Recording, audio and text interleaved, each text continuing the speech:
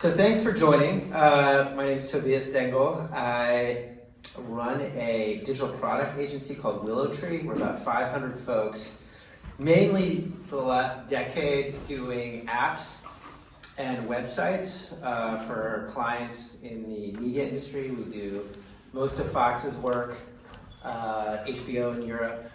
We do the CBC in Canada. Any Canadians? No? All right. We also do a lot in hospitality. We do a bunch of work for Hilton, for Hyatt, for Holiday Inn, and in financial services, amongst others. Over the last 4 years, 3 years, well, really over the last decade, folks have come to us all the time and asked us what's next after mobile, right? That was the big trend that changed the world 12 years ago. And there have been a lot of false starts. And so if you were at CES 8 years ago, 7 years ago, it was all about 3D television. There were projections, if you go back, that 50% of American households would have 3D TVs by 2018. That did not happen, and we'll talk a little bit about why. The next thing was AR, VR, 2-3 years ago. I did see one person at the conference that is walking around with the AR headset, but that's one. And that didn't happen either. And 2 years ago, everyone started talking about voice. And voice, as we all know, fastest adoption of a technology in history in terms of how fast it took to get to 50% household penetration in the US at least. But it also hasn't really changed the world for most of our clients, for most of our brands. It's a little piece of their user interface maybe, but it hasn't really changed the way they think about the world. And so we get asked a lot, is voice just one of those things that was like 3D TV, that was like AR, VR, that was popular for some amount of time, but didn't really change the world? Or is voice like the iPhone or smartphones that fundamentally changed our experience as humans on this planet? We believe it's the latter. Voice is a big, big deal. But we are just in a phase right now where we're trying to figure out how to use voice for big brands. There are plenty of voice use cases that are well accepted around Alexa, around music, Sonos, etc., that make a lot of sense. But if you're a Fortune 500 kind of company and you're trying to figure out how to use voice, it's been a challenge. A lot of Alexa skills were built, not a lot of revenue, not a lot of life-changing events coming out of that. And so to look at that, you have to go back to what are the problems that voice actually solves? Why are we even interested in voice? And what are the constraints? And what are the problems right now in terms of adoption? In our view, is that any new technology requires a while to really figure out how to use it and really figure out how to get end users to trust it. If you go back to the earliest days of television, all it was is basically the filming of radio announcers, right? It took 5, 10, 15 years to really figure out how do we use television? How do we make the formats work? Et cetera, et cetera. Same with the internet, right? You go back 93, 94, 95, there was an early wave of the internet's going to change the world. Then there was 3 years of not a lot of stuff. Then there was the bubble. But in between that, people really figured out, wait a second, if you're Time magazine, the internet is not putting basically PDFs of Time magazines online. That's kind of not how it works and not how people want to use it. So we have to go back and think about, why is voice of interest at all? And we have to think about how users adopt technology. And so the first thing we want to talk about is trust, and getting users to trust a new technology or a new experience. When you think about trust, and there's a ton of research on this, there are two types of trust that we as human beings have. And they operate independently, but they are, thank you, but they are also tightly related. And they also follow a sequence. The first is emotional trust. We as humans over hundreds of thousands of years of evolution, have developed mechanisms where we, often within less than a second, when we meet someone, we grade them. How likely am I to trust this person? And it's often cultural. It's based on do they look me in the eye? How firm is their handshake? All the stuff you're taught as a kid, blah, blah, blah. It's all to build emotional trust. And humans, we have no way. Most of you have never met me. You don't know anything I've ever done. I could be completely making it all up. I could be full of bullshit. But you're judging me. I'm painfully aware that you're judging me. You've already probably judged me completely. And there's very little I can do from now on to change that, other than move to the next type of trust, which is cognitive trust. Cognitive trust is rational trust. And it really boils down to one thing. Does this person do what they say they're going to do over time? We're in a client service business. We can establish cognitive trust over time, but when we're pitching the first time, no one has any base. Now they try to say, well, what's your portfolio? Can we have client, right? They're trying to establish, can they give us cognitive trust? But really what they're trying to do is justify emotional trust at that point in time. So when we talk about a new technology and we talk about voice especially, we've got a big problem. And that is, as voice has become more human-like, we as end users are judging voice versus humans. And that is causing voice to fail the emotional trust test in our mind. When you get a new computer or you open up Word, you're not judging Word, the software program, based on your emotional trust. You're really skipping that altogether and going to cognitive trust. Does Word actually work? But because we've tried to make all these voice assistants like humans, we've actually, we believe, and we've got a lot of data behind this, we've screwed the whole thing up. Because now we are asking human being end users to judge Erica, to judge Alexa, to judge Siri as a human. And Alexa, Siri, Erica will fail. In fact, what's frightening about that is this concept of the Uncanny Valley.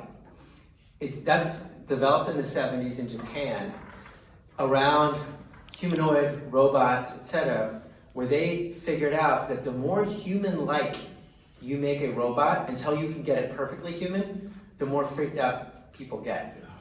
And like an example is zombies. Zombies are pretty freaking freaky because they're pretty close to human.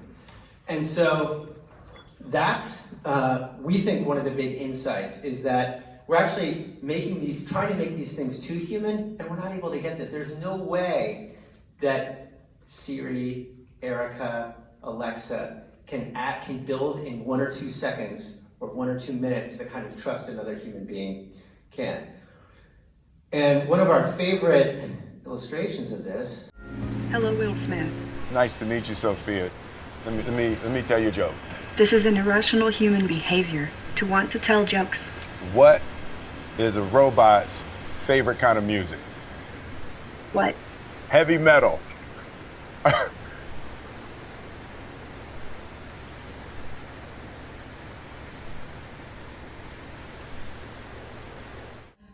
So that's what we're doing right now, we feel, in the voice space. And so what we believe for most brands is that you actually need to jump across and not think so much about how to create a human experience and a conversation, but really go back to how do we make voice super, super useful. And at the end of the day, voice is about speed. So this is a stat that's out there a lot, but this is the core of everything. We type at 40 words a minute. Most of us who are over 40 on a mobile device type at 10 words a minute. We speak at 130. If we can get voice to work, we are between 4 and 10 times more productive in any environment that we're entering information or data into a machine. That's freaking great, and we all love it. Here's the problem today. We actually read way faster than we can listen. So the problem today is we're in the middle, is we're speaking to assistants, but then we're listening to assistants. And listening is painfully slow. And the illustration I always give is we work a lot in the movie space. it's really tempting and really easy to ask Alexa, what are the movies playing tonight? But you do not want Alexa to list 8 movies with 3 show times each, then try to remember them, then try to make a decision. What you want is to ask Alexa what movies are playing, see the response on a screen, then tell Alexa, all right, get me 2 tickets for Star Wars at 8 p.m. That's the ultimate experience. And it blends, it's multimodal, people call it different things. What's interesting to us, and what not a lot of folks have talked about at this conference, is to make that really, really good, is it's not typically just a screen that's built, it's not a screen built into a speaker, like the Google Home Hub or the Alexa Show or Echo Show. Instead, we think where it gets really interesting is where it hops across ecosystems. Because I already have a screen in my pocket. It's my iPhone or my Android phone. I have an Alexa speaker.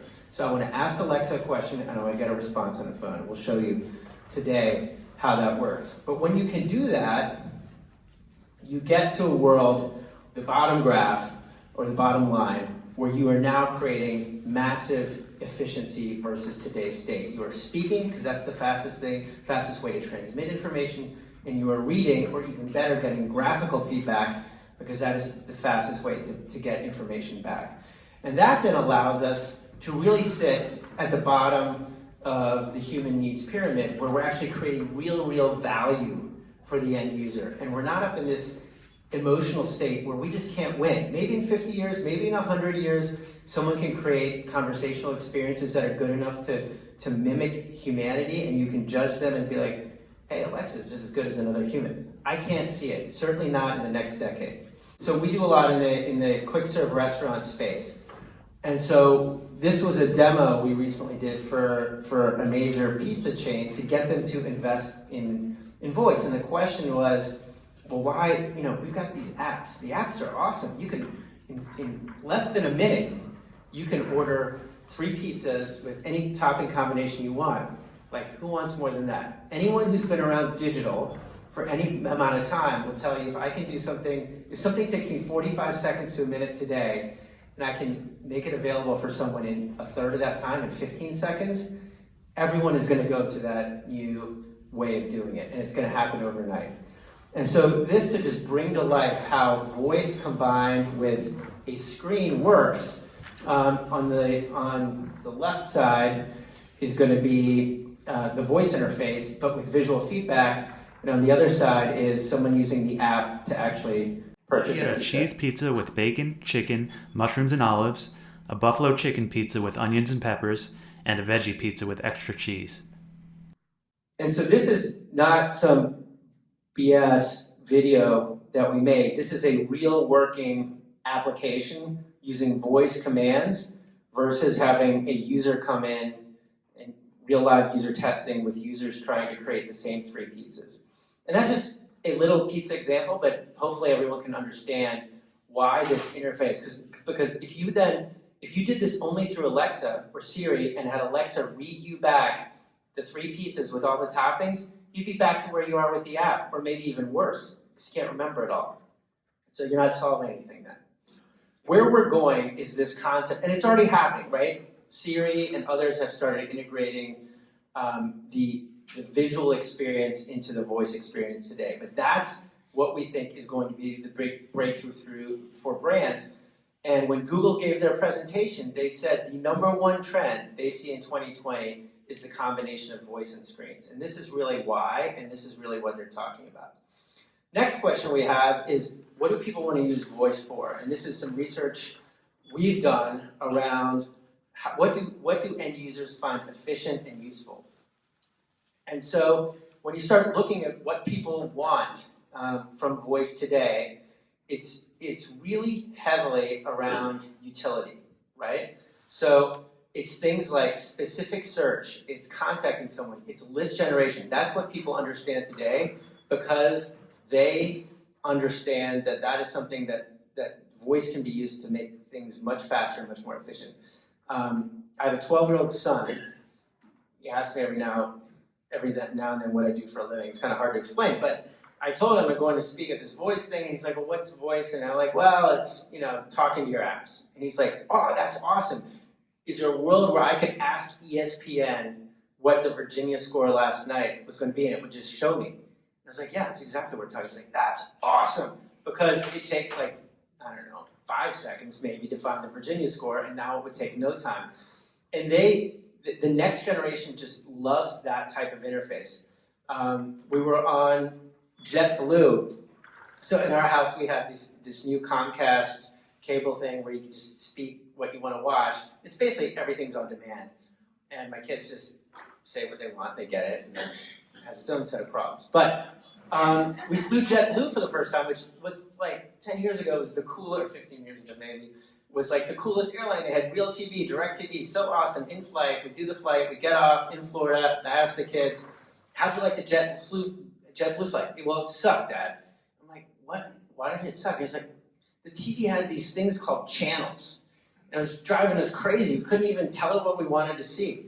And that's where we're going, right? Everything is going to be voice command, but then a visual response. So we get asked a lot, if that is true, like let's just assume for a second what we're saying is right, what should large companies do? Where should they invest?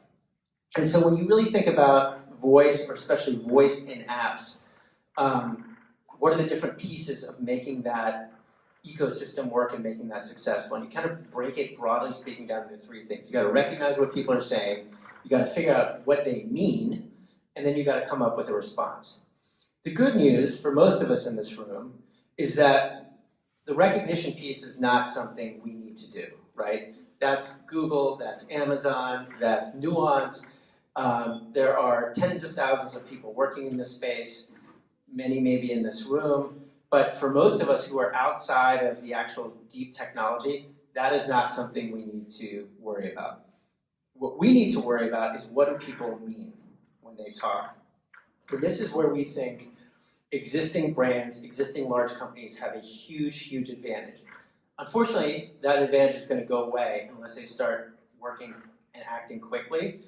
But they have data, and they have, from call centers, from customer interactions, they have data. They know that, for example, in the case of a cinema chain, they know what people are asking for, why they're asking, what their pain points are, etc. And they can train the models much more efficiently than startups can to figure out if someone is saying, what's playing at the movies tonight, what are they really saying? Well, they're saying, I look at between 6, it basically creates a query looking from 6 p.m. to 9 p.m. in a certain radius, or in my favorite theater, boom, boom, boom. And they've got that data today, where startups have to create it from scratch, especially in these narrow applications, right? It's really, really hard to program something like Alexa or Siri, where they can get asked anything under the universe. But if you've got a narrow use case and you're saying, I'm just trying to get people to the freaking movies, you can make that work as a company today using the tool sets provided by the big guys. And so that's one place to invest. But the real place to invest is the user experience of response. And that's where the screen, sometimes audio responses, et cetera, all come together. And that is how, at the end of the day, users, and those users could be employees in the company if they're using voice experiences, most typically it's going to be consumers, that is how they are going to judge the product, is the user experience of the response. And that is where brands today have all the flexibility in the world to differentiate themselves. So what's interesting to us about that is that it really, for the first time in consumer experiences, it hops across different ecosystems. You're talking to Alexa, you've got the app on your phone, we already have your credit card information, so now you've taken an experience that it might take 2, 3, 4 minutes to buy a set of movie tickets just in an app. We can now get that down to about 15, 20 seconds, and you can start with Alexa, you can start with Siri, you can start with Google Assistant. Doesn't really matter where you're entering the ecosystem, but you end up in the app, you end up with those tickets, you walk to the theater, pretty soon, based on location, they're not even going to check your tickets anymore, you're just going to get a green light and walk in because we know what's on your phone. And so that's kind of just an example of how we think this all ties together over time. So with that, thank you. I think I'm out of time. No, how much that's 5 minutes? All right, any questions? Yes? So when you build those apps, are you using your own stack or are you using a platform? We always use platforms. So we're an agency. We are big believers that you kind of got to stick to what you're good at.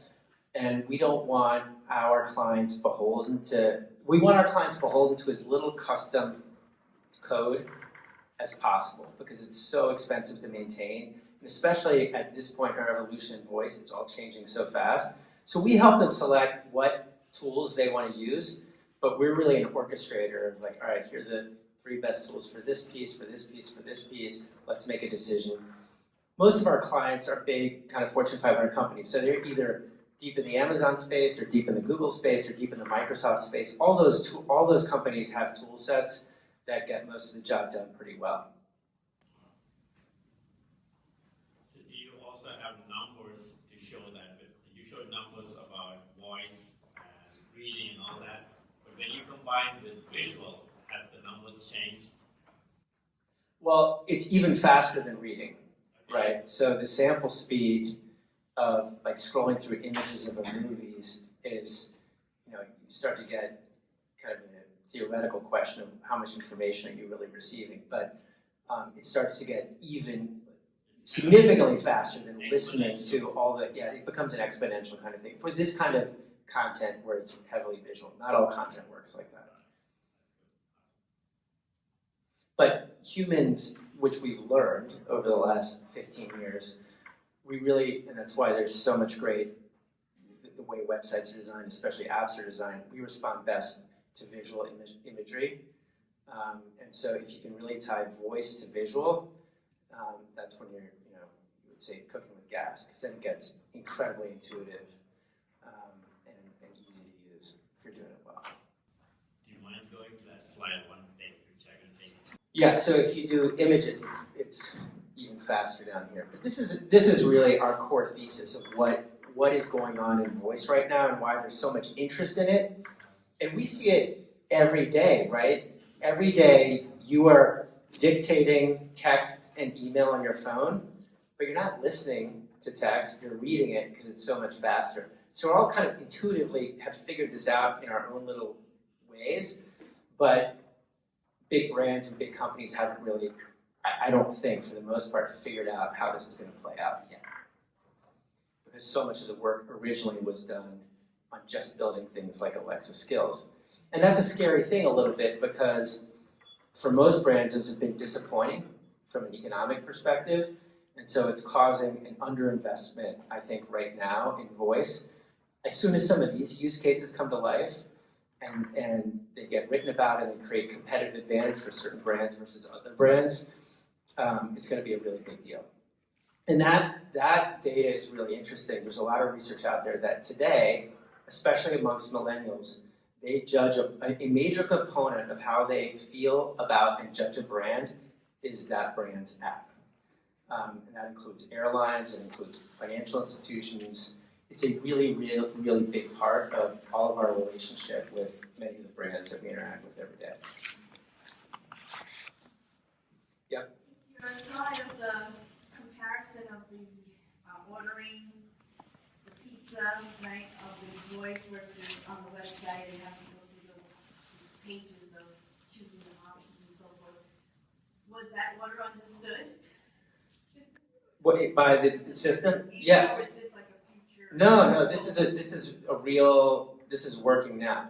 And again, I think the advantage that brands have is that in a narrow use case with very limited data, you can train the model very, very well. There's only, Google said there's 3,000 different ways to set your alarm. That's a little bit of an inflated statistic because there's only 2 or 3 words you really need to look for, and everything else you just throw out.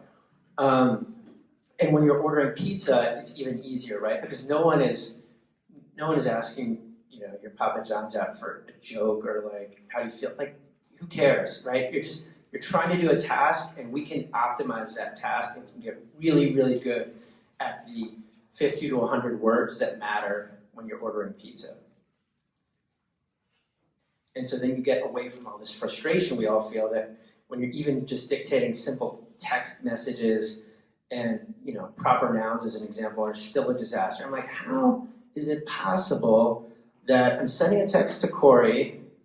The system knows how to spell Corey, in this case K-O-R-I, and it's still doing it C-O-R-E-Y every time. I mean, it's like, what's going on here? But within an app, like a pizza app, there's only so many things to do. And if that pizza company has, which they all do, have like special branded pizza, we enter that in the system and people ask for it and always recognize it. So it's just easier, much easier to do than these really broad-based apps that Google and Amazon and others are struggling to get to the same level. All right, thank you very much. Enjoy the rest of the show. Thanks for hanging out late on Thursday.